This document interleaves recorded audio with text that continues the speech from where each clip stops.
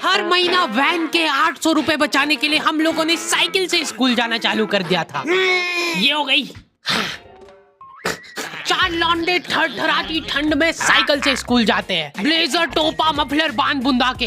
एक तो ये ब्लेजर बहुत अजीब था हमारे स्कूल का। 2 जेब थी हमारे ब्लेजर में और 2 ही अंदर की साइड थी। हमारे स्कूल वालों को लगा कि बाहर जेब का क्या ही यूज हो सकता है, इसलिए उन लोगों ने बाहर जेब ही नहीं दी। क्या करूं मैं इस जेब का? ठंडी लग रही है तो हाथ अंदर वाली जेब में ही डाल के चलना पड़ता था। कोनी से साइकिल चला के आते थे हम लोग स्कूल। सबको ऐसा लगता था कि हम लोग अपाहिज हैं। और फिर एकदम से हम लोग हाथ बाहर निकाल लेते थे।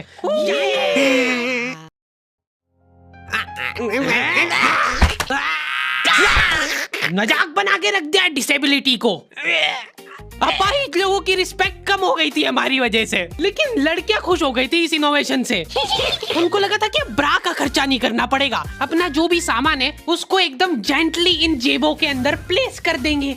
लेकिन इसमें एक छोटी सी दिक्कत थी। स्कूल वालों ने लड़कियों के ब्लेजर में एक ही जेब रखी थी। तुम लोग नहीं समझोगे कितना मुश्किल होता है एक ही जेब में इतना सारा सामान घुसाना। हर रोज लेट होते थे हम लोग स्कूल, क्योंकि मेरी साइकिल की चेन ढीली थी। थोड़ी सी भी स्पीड बढ़ाते थे तो वो चेन उतर जाती थी। लेकिन पापा ने मेरे को प्रॉपर ट्रेनिंग दे रखी थी चेन चढ़ाने की। एक जना ऐसे खींचेगा टायर, उतने में अपने को पानी से फटाफट कस देना है। ये हो गई टाइट। बैग में पाना पेचकस रख के लाना पड़ता था मेरे को स्कूल, कि कभी भी रास्ते में चेन उतर सकती है। इमेजिन करो एक बार कि तुम चुपचाप वैन में बैठ के जा रहे हो, बीच सड़क में 4 लौंडे साइकिल पलटा के ये फटाफट क्लास में बैठे हुए मेरे को डर बना रहता था कि कोई गलती से मेरा बैग चेक नहीं कर ले। तो आज हम लोग पढ़ेंगे टेंस। सबसे घटिया, वाहियात, नीच टॉपिक लगता था मेरे को टेंस। पास्ट, प्रेजेंट और फ्यूचर तक बात ठीक थी। प्रेजेंट कंटिन्यूअस टेंस क्या होता है? सिंपल पास्ट, पास्ट कंटिन्यूअस, मतलब वो बीत चुका है पर चल भी रहा है। क्या है ये? कितना भी समझ लो इस टॉपिक को, एग्जाम में जाके तुमको अंदाजे से ही सेंटेंस चूज करना पड़ेंगे कि ये सुनने में अच्छा लग रहा है तो यही होगा सही। एग्जाम में इन्विजिलेटर हमको क्वेश्चन पेपर पे कुछ नहीं लिखने देता था। इनको ऐसा लगता था कि हम लोग क्वेश्चन पेपर पे आंसर लिख लिख के चीटिंग करेंगे। लेकिन हमारी क्लास के बच्चे एडवांस हो गए थे।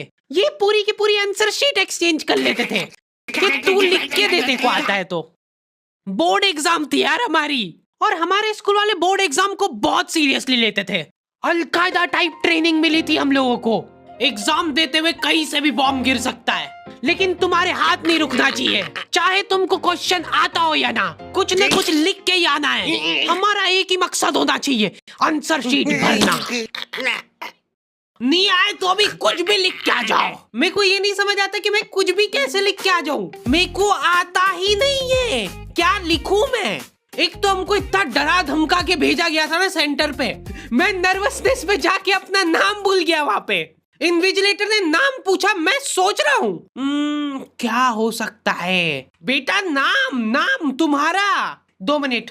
हाँ हेलो मम्मी, मेरा नाम क्या है? बोर्ड एग्जाम के नाम पे इतना डरा दिया था ना स्कूल वालों ने हमको, अच्छों का मुंह निकल जाता है टट्टी के साथ मिक्स होके। तुम लोगों का एक सेंटर आएगा जिसके चारों तरफ सैनिक तैनात रहेंगे। बिना एडमिट कार्ड के वहाँ पे आसपास भी भटकते हुए मत दिख जाना, जिंदा जला देंगे वो लोग। और अगर चीटिंग करते हुए पकड़ा गए तो ना तो तुम हमको जानते हो ना हम तुमको जानते हैं। हम लोग एग्जाम वाले दिन सेंटर पहुंचे तो बच्चों से ज्यादा सिक्योरिटी थी वहाँ पे। आज तक इतनी सिक्योरिटी मैंने एयरपोर्ट पे भी नहीं देखी थी। आर्मी वगैरह खड़ी थी वहाँ पे टैंक लेके। वो सिक्योरिटी वाले एक एक रबड़ का रैपर निकाल के देख रहे थे कि उसके पीछे तो नहीं लिख के लाया कुछ।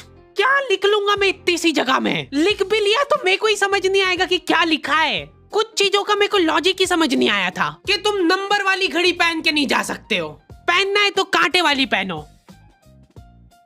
उनको शायद शक हो गया था कि ये सारे लोग एक साथ कोऑर्डिनेशन करके बम बम नहीं फोड़ दे। उधर एक बच्चे की घड़ी का अलार्म बज गया और वो बजता भी बॉम्ब के टाइमर जैसा है। अलकायदा जिंदाबाद। जिस पाउच में तुम सामान ला रहे हो वो भी ट्रांसपेरेंट होना चाहिए। मेरे बैग में से इनको पाने पेचकस मिले थे क्या जवाब दूं मैं इसका कि क्या यूज में आते हैं ये? उनको वहाँ पे डेमो करके बताना पड़ा कि ये यूज में आता है ये सब आइटम। फिर बाकी बच्चों ने भी कंफर्म करा कि हाँ देखा तो है हमने इनको रास्ते में ये हरकत करते हुए। ये सब देख के उन्होंने मेरे पाने पेचकस तो हाथों हाथ नाली में फेंक दिए थे। हमारे एक साथी की जेब में से ड्रग्स बरामद हो गए थे। अरे ड्रग्स नहीं है, ये इनहेलर है। इसको ऐसे सूंघते हैं, नाक बंद होती है तो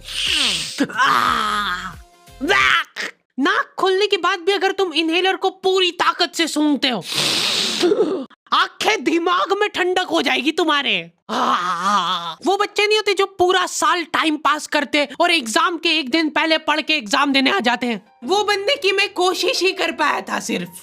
मैंने सोचा था आखिरी रात मेरी है, रात भर मैं पूरा सिलेबस चाट जाऊंगा, पर मैं एग्जाम के एक दिन पहले ही बीमार पड़ गया। सर्दी हो गई मेरे को, तो मैंने सोचा ठीक है अभी थोड़ा रेस्ट करते, सुबह उठ के पढ़ाई करेंगे। नाक बंद हो गई भाई, नींद ही नहीं आ रही है। फिर पापा आके मेरे को ट्रिक बताते हैं कि अगर राइट वाली नाक बंद हो रही है ना तो लेफ्ट साइड करवट करके सो जा, फिर गहरी सांस ले, तो ये जो है ना राइट वाली खुल जाएगी और लेफ्ट वाली बंद हो जाएगी। फिर लेफ्ट वाली अगर खोलना है तो राइट साइड करवट करके सो जा। पूरी रात करवटें बदलता रह गया मैं। सुबह रास्ते में जाते जाते पढ़ रहा हूँ मैं, क्योंकि बाकी बच्चे भी यही कर रहे थे।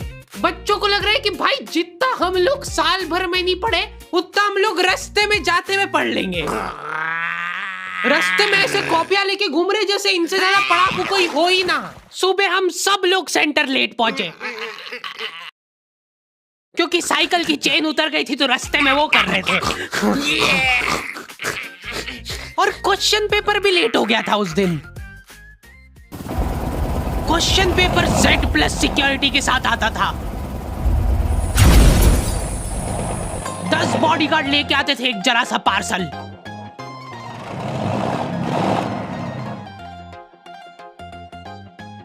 और फिर देने के बाद बोलते थे ये असली पार्सल नहीं है। असली नहीं है तो जोर से भी बोल सकते हो, ये असली पार्सल नहीं है। ये लोग पता नहीं किसी को तो गुमराह करने की कोशिश कर रहे थे। इनको डाउट था कि इतनी सिक्योरिटी के बाद भी कोई पेपर चोरी कर लेगा, तो ये लोग इतनी सिक्योरिटी में नकली पेपर लेके आए। असली पेपर तो एक और बॉडीगार्ड नाले में तैरता हुआ लेके आ रहा है।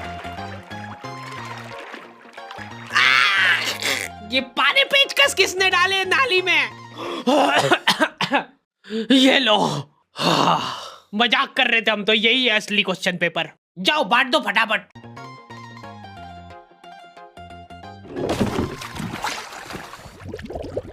ये अपना आपस में एक दूसरे को गुमराह कर रहे थे। एक बार बस सोच के देखो कि ये सारी हरकतों के बाद भी अगर पेपर लीक हो गया, सोचो एक आदमी टेलीग्राम पे क्वेश्चन पेपर बेचने लग गया था, वो भी एग्जाम के महीने भर पहले से, तब तक क्वेश्चन पेपर बना भी नहीं था। तो अब जो आदमी हमारा क्वेश्चन पेपर सेट करने बैठा, उसने सोचा कि उसका काम इजी हो सकता है, क्यों ना थोड़ा सा स्मार्ट वर्क कर लिया जाए। उसी ने सबसे पहले वो फेक क्वेश्चन पेपर खरीदे और वैसे के वैसे चेप दिए। जिसने पेपर लीक करा था वो खुद सोच में पड़ गया कि ये कैसे हो गया। एग्जाम खत्म होने के बाद इन्विजिलेटर को बहुत मजा आता भाई कॉपियां छीनने में। एक सेकंड भी किसी को ज्यादा नहीं मिलना चाहिए। बस एक बार टाइम ओवर होने के बाद कैसे लिखा तूने? एक बच्चे ने खुद से कॉपी दे दी तो इनको डिसरिस्पेक्टफुल महसूस हो गया था। उसको वापस से कॉपी दे दी कि लिख ले थोड़ी देर और। जैसे लिखने लगा वापस छीन ली। ओके, तो दी एंड हो चुका है। पिछली बार मैंने तुम लोगों को 2.5 लाख लाइक का एम दिया था, जो कि तुम लोगों ने बहुत आसानी से कर दिए थे। तो इस बार एम रखते हैं 3.5 लाख लाइक्स का। जैसे तुम लोग 3.5 लाख लाइक का एम कंप्लीट करोगे, अगला एपिसोड में सीधा अपलोड कर दूंगा। मिलते हैं नेक्स्ट वीडियो में।